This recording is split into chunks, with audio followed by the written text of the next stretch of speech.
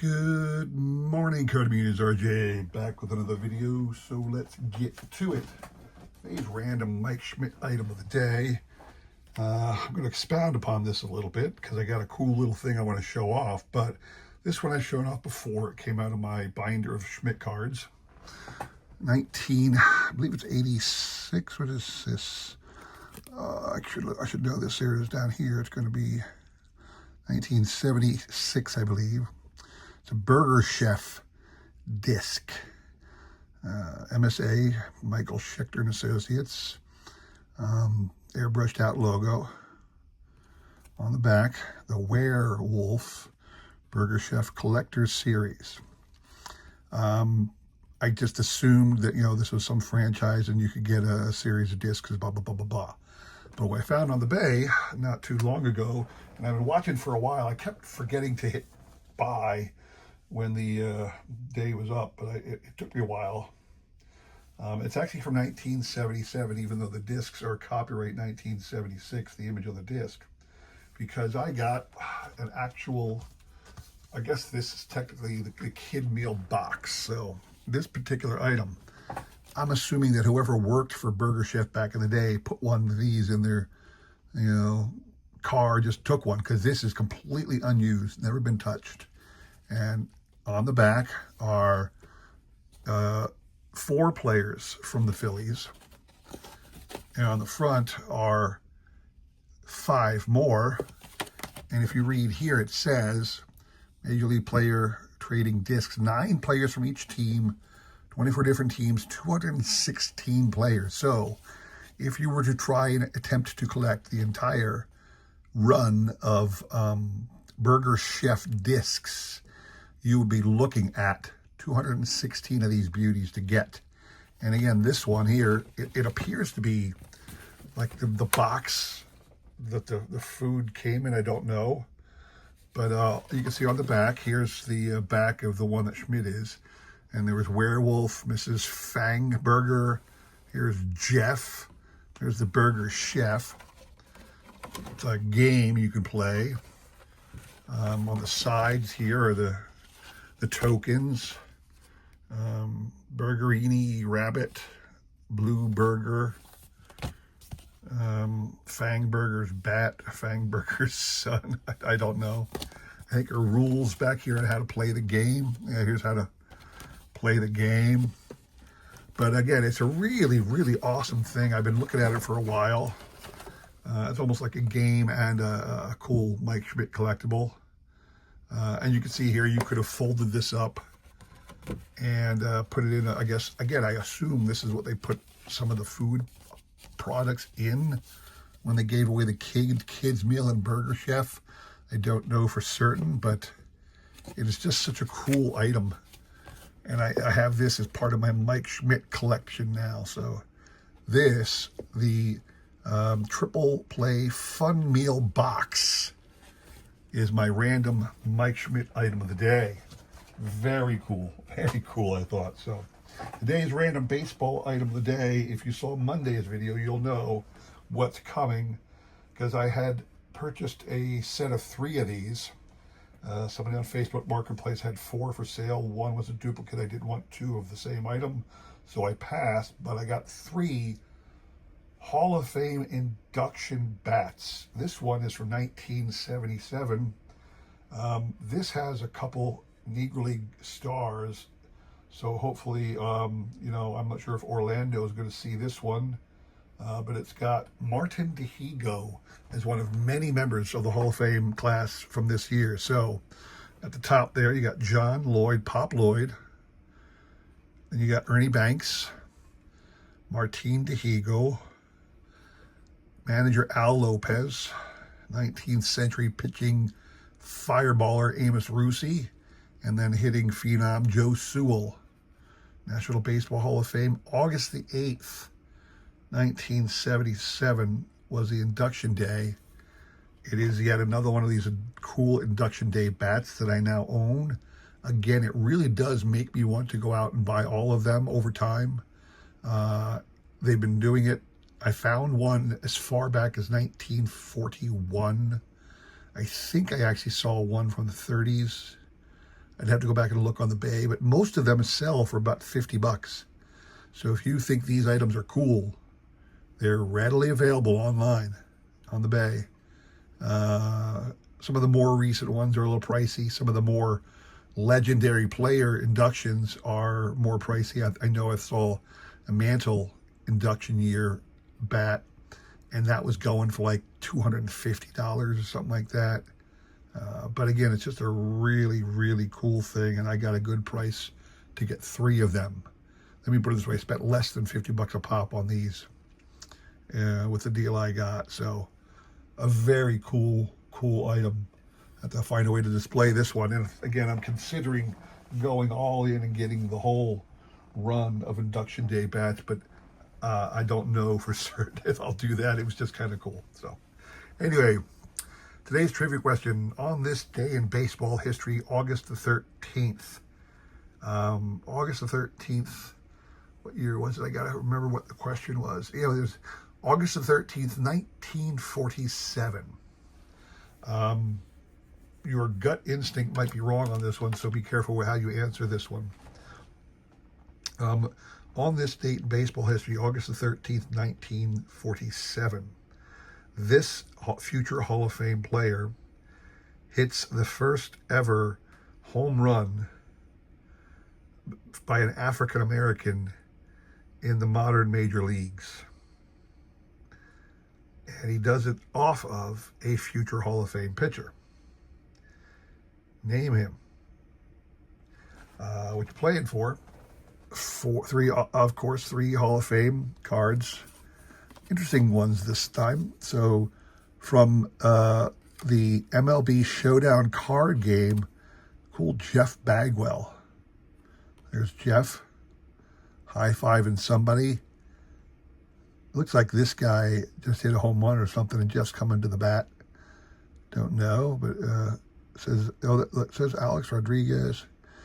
In the 2002 season, Alex Rodriguez hit 57 home runs, and teammate Rafael Palmeiro hit 43. I don't know why that's the name when the picture is clearly high fives, play before pitch. Yeah. Clearly that's Jeff Bagwell. So that's one of the cards. The other from Panini Diamond Kings. Let me find the year here on the back. Panini 2021 Diamond Kings, the Legacy lithographs insert of Hall of Famer Ozzie Smith. And then as always, a common card. This is from 1994, the Burgundy parallel version of Gabby Hartnett, Hall of Fame catcher. It's got the Condon foil and the little burgundy color. So 3 awesome cards. Hall of Famers is what you're playing for. If you're interested in acquiring those cards, all you need to do is shoot me a guess on that question. Shoot me an email. I'll include my email in the description below, along with a repeat of that question. You will have today and tomorrow to answer. We will pick a winner on Sunday, right? Good luck to everybody on that one. So today what I want to show off, again, it's Kidz Korner. I like to do my Kidz Korner one on Wednesdays. My Kidz Korner offering is for me and for me alone. What I mean by that is I don't believe anybody's watching this. I don't believe that I'm attracting a stack of kids who are going, oh my gosh, RJ's latest episode is out, let's go watch it. No, I'm not sure if there's any parents watching this, but I'm doing what I think I can, what little I can, to try and provide you guys, parents and kids out there, something that would interest you to collect, to get kids interested in the hobby. People are always saying, how do we get kids interested in the hobby? Show them something that they can afford, and that's fun to collect. You'd be surprised how many things are out there that fill those 2 things, that they can afford and that are fun to collect, and that you can give a little kid. Again, the problem with collectibles like we have is too many people don't want to give their kids baseball cards to play with. The kids are going to, run around with them in their pockets and bend them and ding them, and we all freak out about that. Well, that's what cards were meant to be. We hear all the time the stories about kids putting cards in their bicycle spokes and everything, flipping cards to trade them and all that fun stuff. People wouldn't even think about doing stuff like that. Well, why not? Get them a pack of 89 Donruss, for goodness sake. Give them that. Rip open a box of 1991 or 1990 Donruss, which you could probably get somebody to give away one of those boxes if you asked. You know, and it's $5 if you got to buy it. And then go through with the kid and let them open it up and do what they want with the cards. This is something like that a little bit, because the ones I have, I picked up for like $5 a pop. And right now there's a listing online that which sells all four. There are four different variations of this item. You know, there's a listing right now on the Bay. I just looked it up. You can get all four in one shot. Right now, I think the starting bid is like $15. Unless it's a buy it now price. Either way, for $15, you can get every one of what is known as the baseball card kits. And there's a company called CMC. This is produced by Major League Baseball, or licensed by Major League Baseball. It is produced by a company called CMC, Collectors Marketing Corporation. Okay. It came out in 1988. This one honors Don Mattingly. What you got is an album, a series of cards, a talking baseball card, what they say, obviously it's a little record, and then a booklet. So I'm going to show off real quick the way it looks, because I haven't opened this one yet. This one's completely sealed still. It came with the envelope, and then the card set is here on the back, and inside the booklet is the story and the record. Now there are four variations of this kit. I have all four. I'm probably going to upgrade, because they're so inexpensive. I'm probably going to upgrade some of these to unopened status, because they're really cheap and it just looks good too. So that Mattingly one came out in 88. In 1989, they released 3 more. Then they never issued any more. But again, these are readily had, very inexpensive. 2 of them are 2 of the legendary players of the game, Babe Ruth and Mickey Mantle. Okay? They each had their own baseball card kit. Each one is exactly the same. In other words, the style is the same. The talking baseball card, which is just a record, a booklet, an album, and a set of cards. All right?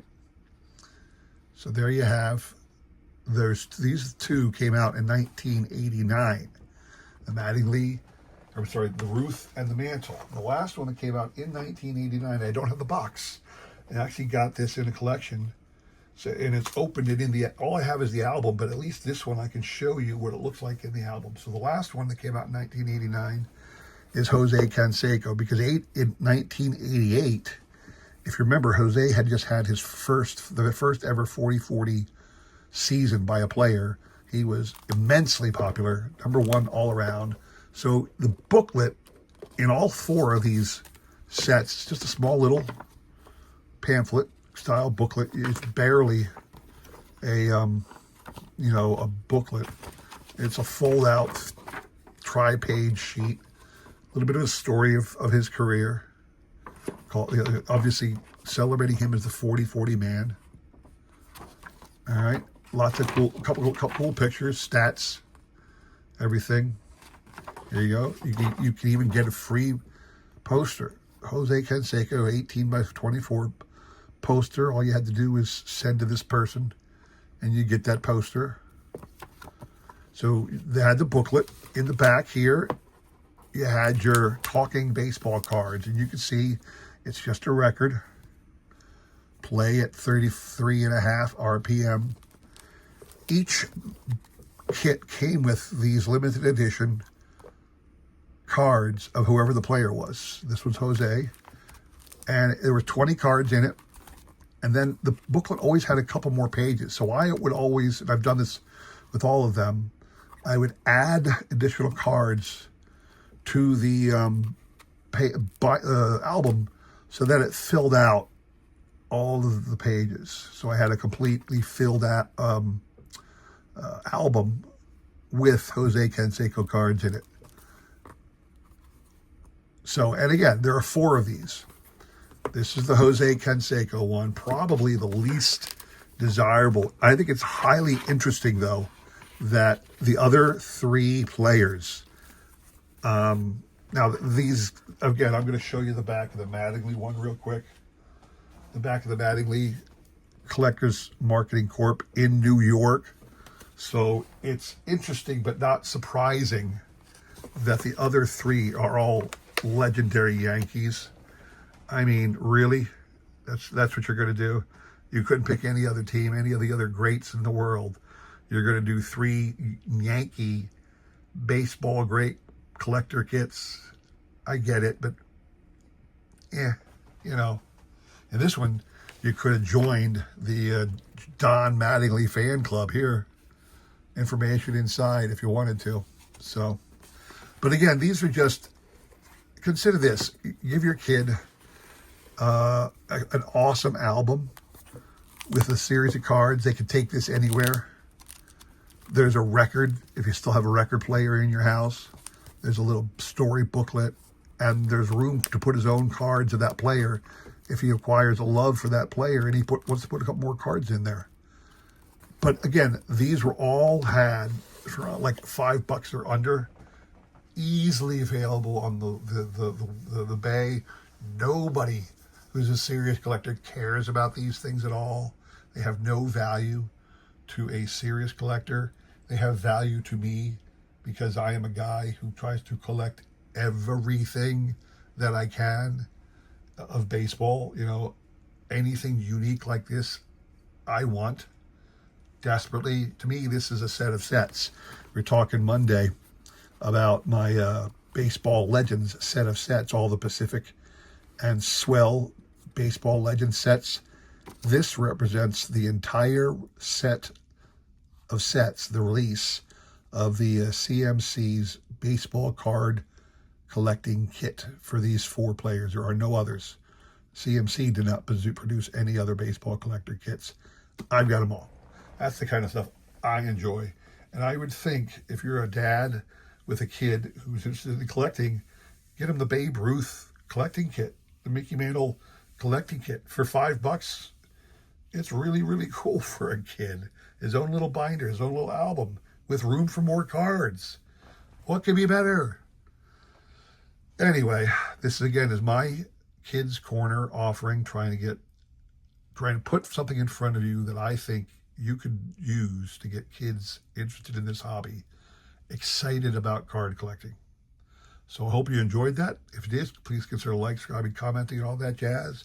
I really do appreciate your support as I try my best to support everybody else in this great card community, all right? Thank you very much for watching. We got one more of these this coming Friday, so stop back for that. And we'll have the trivia recap on Sunday, all right? Again, thank you very much for watching. Have a great rest of your week. Take care.